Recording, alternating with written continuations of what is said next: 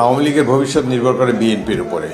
আমরা যদি জনগণের আশা আকাঙ্ক্ষা পূরণ করতে পারি, আমরা যদি শহীদ রাষ্ট্রপতি জিয়াউর রহমানের পথ অনুসরণ করে বাংলাদেশি জাতীয়তাবাদকে অনুসরণ করে বাংলাদেশকে সমৃদ্ধির পথে নিয়ে যেতে পারি, তাহলে আওয়ামী লীগ চিরতরের জন্য বাংলাদেশি দল থেকে মুছে যাবে।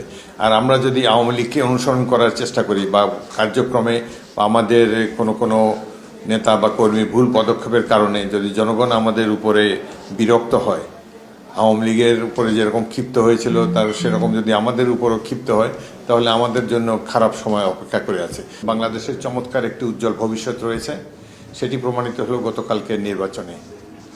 সকল পরাশক্তি প্রতিবেশী রাষ্ট্রের ভ্রুকুটি উপেক্ষা করে বাংলাদেশের জনগণ স্বাধীনতা সার্বভৌমত্বের পক্ষে রায় দিয়েছে এবং তারা যে ভোট দিতে জানে এটাই প্রমাণিত হয়েছে। এই নির্বাচনে বিপুল সংখ্যাগরিষ্ঠ অর্জন করে বিএনপি আবারও তাদের জনপ্রিয়তার দাবিকে প্রতিষ্ঠিত করেছেন এবং জামাত অনেকগুলো সিট পেয়েছে। বোঝাই যাচ্ছে যে নির্বাচনটি অত্যন্ত ফেয়ার হয়েছে। নির্বাচন ফেয়ার হওয়ার প্রধান কারণ হলো যারা নির্বাচনে অতীতে গণ্ডগোল করত তারা প্রতিবেশী রাষ্ট্রে পালিয়ে আছে। এই কারণেই এই নির্বাচনে কোনো গণ্ডগোল হয়নি। আমার জন্য এই নির্বাচনটি ছিল দশম নির্বাচন। আমি এর মধ্যে 7টিতে জয়লাভ করেছি, আর 3টিতে আমাকে নিজের ভোটই দিতে পারিনি।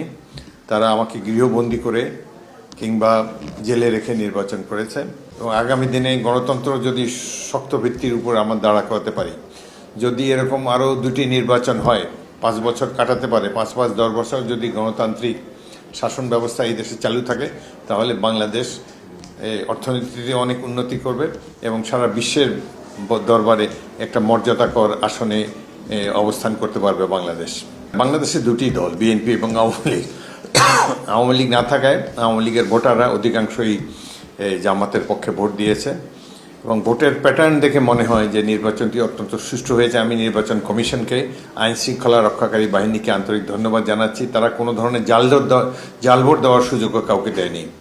আমি এই 10টি নির্বাচনের মধ্যে এটিকে সবচেয়ে সুষ্ঠু নির্বাচন বলে আমি মনে করি এবং এই নির্বাচনে সরকার, আইন শৃঙ্খলা বাহিনী, দেশের জনগণ সবাই মিলে ইতিবাচক ভূমিকা রেখেছে, যে জন্য বাংলাদেশের গণতন্ত্রের ভিত্তি অত্যন্ত মজবুত হয়েছে। আওয়ামী লীগের ভবিষ্যৎ নির্ভর করে বিএনপির উপরে।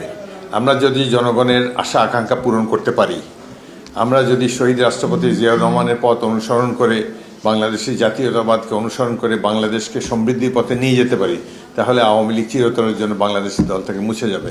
আর আমরা যদি আওয়ামী লীগকে অনুসরণ করার চেষ্টা করি বা কার্যক্রমে আমাদের কোনো নেতা বা কর্মী ভুল পদক্ষেপের কারণে যদি জনগণ আমাদের উপরে বিরক্ত হয়, আওয়ামী লীগের উপরে যেরকম ক্ষিপ্ত হয়েছিল তার সেরকম যদি আমাদের উপরও ক্ষিপ্ত হয়, তাহলে আমাদের জন্য খারাপ সময় অপেক্ষা করে আছে। সুতরাং আগামীতে বাংলাদেশ কেমন চলবে, অর্থনীতি কেমন হবে, রাজনৈতিক স্থিতিশীলতা থাকবে কিনা, এটা পুরোপুরি বিএনপির উপর নির্ভর করে এবং এখানে তারেক রহমানের নেতৃত্ব অত্যন্ত গুরুত্বপূর্ণ ভূমিকা পালন করবে।